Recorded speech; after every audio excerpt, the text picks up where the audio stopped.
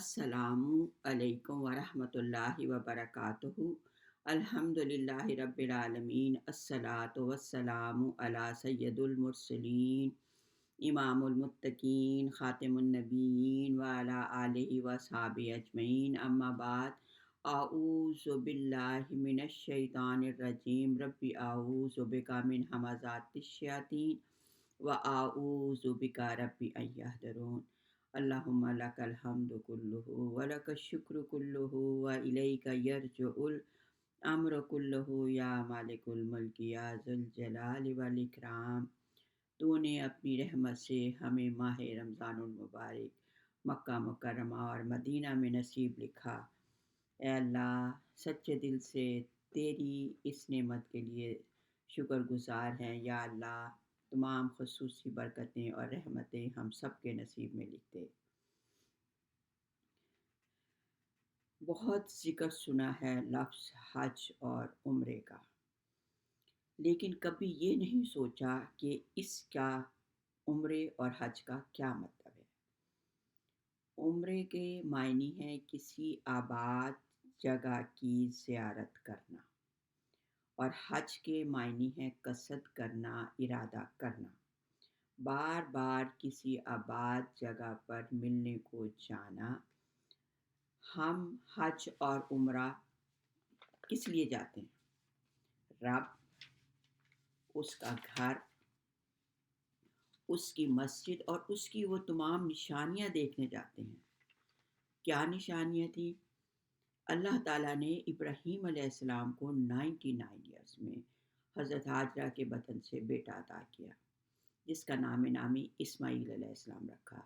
वह हुक्म इलाही इब्राहीम अलैहिस्सलाम अपनी शीरखार बच्चे को उनकी वालदा की साथ उस मुकाम पर आए जहां मक्का आबाद है। वहाँ पानी बिल्कुल नायाब था। आप इस्माईल और उनकी वालदा को वहाँ ठहराया, खजूरों का एक मशकीज़ा और एक थैला पानी का रखा और वहाँ से रवाना हो गए। हज़रत हाजरा उनके पीछे दौड़ी और अर्ज़ की, ऐ इब्राहीम, हमें कहाँ छोड़ कर जा रहे हो इस उजाड़ वादी में? उन्होंने कई बार ये बात दोहराई, लेकिन उन्होंने पीछे मुड़कर देखना भी गवारा ना किया, क्योंकि अल्लाह का हुक्म था कि आपने कोई जवाब नहीं देना। बीवी से कोई काउंसलिंग नहीं की थी, अल्लाह का हुक्म था और हुक्म की फर्माबरदारी कर रहे थे हज़रत इब्राहीम अलैहिस्सलाम। हज़रत हाजरा ने पूछा, क्या अल्लाह ताला ने आपको ऐसा करने का हुक्म दिया है? उन्होंने अस्बात में सर हिलाया। तो हज़रत हाजरा ने बड़े इत्मीनान से जवाब दिया, तो मेरा अल्लाह हमें कभी ज़ाया नहीं करेगा। हज़रत इब्राहीम जो थे, पहाड़ की चोटी पर उन्हें छोड़ने के बाद उस जगह पर किबला रुख खड़े हुए जहाँ पे हज़रत हाजरा हज़रत हाजरा आपको देख नहीं सकती थी। आपने अल्लाह से दुआ मांगी, ए अल्लाह, मैंने बसा दिया है अपनी औलाद को इस वादी में। रब्बिज अल हाज़ल बलदा आमिन वर्ज़ुक़ अहलहु मिनस समरात। और आपने अल्लाह से दुआ की कि अल्लाह, मैं अपनी औलाद को छोड़ आया हूँ तेरे हुक्म पर, अब तो इनका रिस्क भी अता फरमा और इनको अमन की ज़िंदगी अता फरमा। फिर जब आपने घर बना लिया खाना काबा हज़रत इब्राहीम और इस्माईल ने, तो फिर आपने रब से दुआ की थी। ये इतनी प्यारी दुआ है कि रब्बना वजअलना मुस्लिमीन लका, कि ए अल्लाह, मुझे और मेरे बेटे इस्माईल को अपना फर्माबरदार बना दे। व मिन सुर्रियातिना उम्मतम मुस्लिमतन लका व आरिना मनासिकना व तुब अलैना इन्नका अंतत तव्वाबुर रहीम।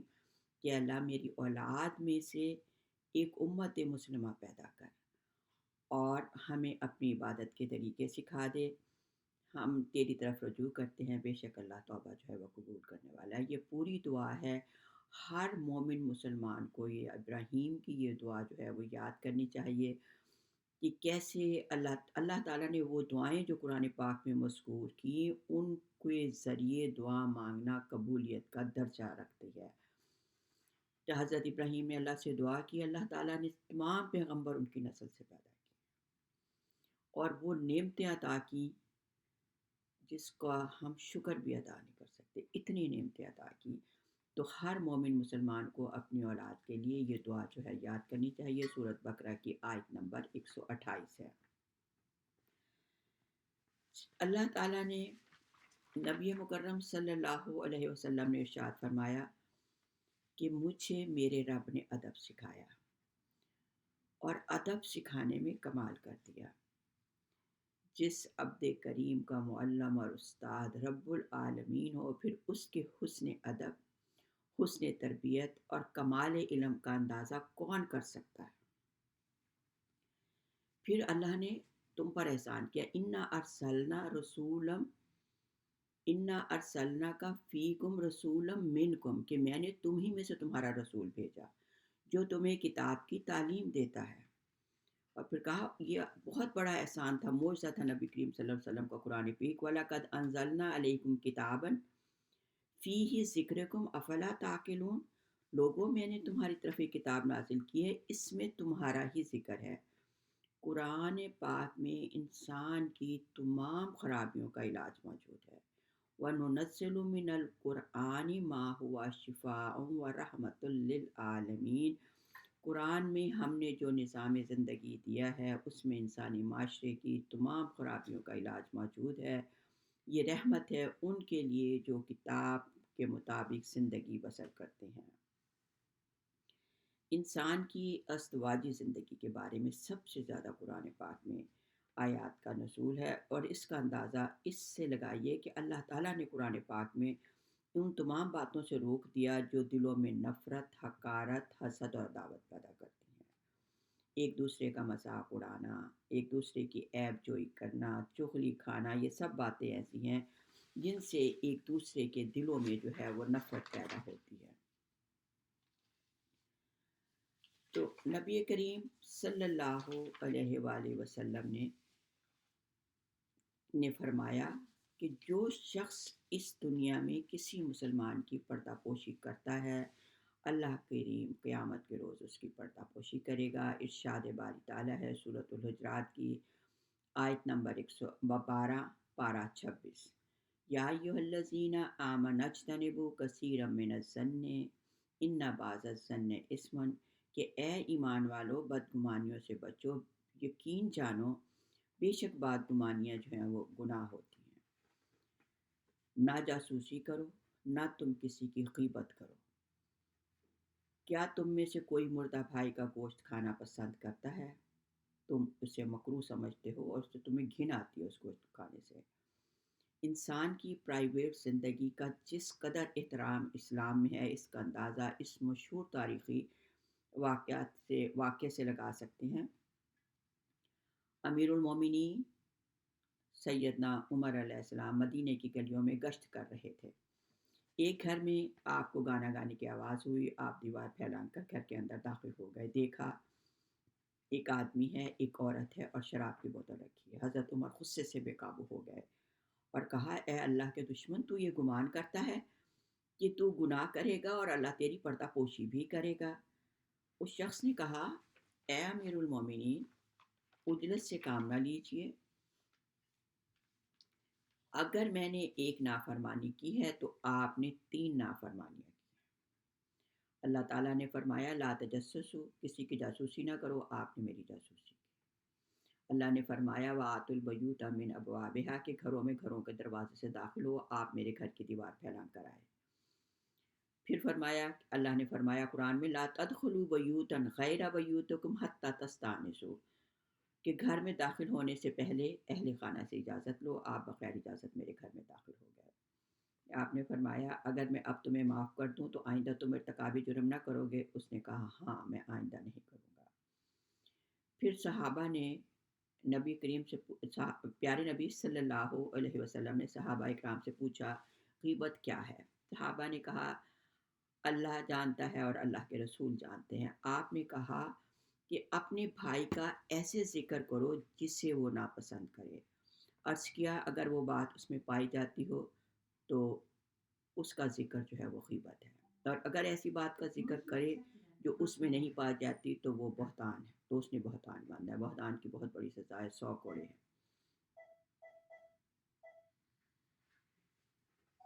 اللہ تعالیٰ نے غیبت سے متنفر کرنے کے لیے ایسی تشبیہ دی ہے جسے سن کر کوئی شخص غیبت نہیں کر سکتا۔ کیا کوئی شخص انسانی گوشت کھانا پسند کرتا ہے؟ اور انسان بھی وہ جو مردہ ہے، اور مردہ بھی وہ جو اس کا بھائی ہے۔ ایک شخص نے آپ نے مثال دی کہ ایک شخص نے زنا کیا، حضور صلی اللہ علیہ وسلم نے اسے رجم کرنے کا حکم دیا۔ تو حضور صلی اللہ علیہ وسلم نے سنا دو شخص آپس میں اس طرح بات کر رہے تھے کہ اس شخص کو دیکھو، اللہ کریم نے اس کا گناہ ڈھانپ دیا مگر اس نے خود کو ظاہر کیا، پھر اس کو اس طرح سنسار کیا جا رہا ہے جیسے کتے کو کیا جاتا ہے۔ حضور صلی اللہ علیہ وسلم نے یہ بات سنی تو خاموش رہے، پھر کچھ وقت چلتے رہے، یہاں تک کہ ایک مردار گدھے کا کے پاس سے گزرے۔ فرمایا فلاں فلاں آدمی کہاں ہے؟ ان دونوں نے عرض کی اے اللہ کے رسول، ہم حاضر ہیں۔ فرمایا سواری سے اترو اور اس مردار گدھے کا گوشت کھاؤ۔ حضور نے کہا یا رسول اللہ، مردار کون کھاتا ہے؟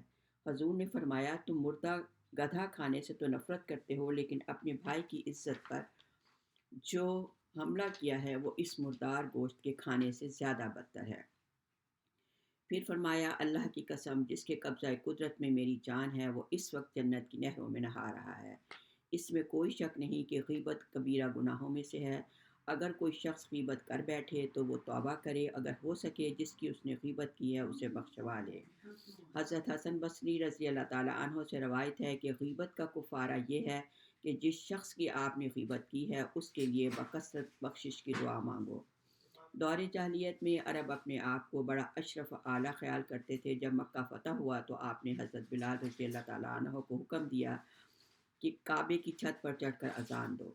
تو شرفائے قریش جو مسلمان ہو چکے تھے، غم کا پہاڑ ٹوٹ پڑا۔ ابن اسید بولا شکر ہے کہ میرا باپ یہ منظر دیکھنے سے پہلے کہ بلال اذان دے رہا ہے اس دنیا سے چلا گیا۔ حارث ابن ہشام بولا اس کالے کلوٹے کے علاوہ محمد عربی کو کیا کوئی اور مؤذن نہ ملا تھا؟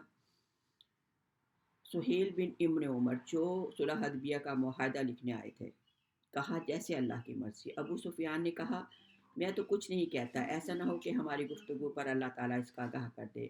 اس وقت اس آیت کا نزول ہوا ان اکرمکم عند اللہ اتقاکم، تم میں اللہ کی بارگاہ میں سب سے زیادہ معزز وہ ہے جو تم سب سے زیادہ متقی اور پرہیزگار ہے۔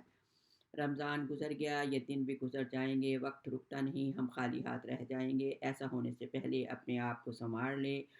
آج پورا دن اپنی زبان پر قابو رکھیں، یہ وہی زبان ہے جو لاکھوں ایسے گناہ کروا دیتی ہے، جو اعمال برباد کر کے رکھ دیتی ہے۔ آج پورا دن زبان کو درود پاک میں مصروف رکھیں۔ یا رحمانو یا رحیم ارحمہما یا کریمو اکرمہما رب اغفر وارحم انت خیر الراحمین۔ سبحان ربک رب العزت عما یصفون وسلام علی المرسلین والحمد للہ رب العالمین۔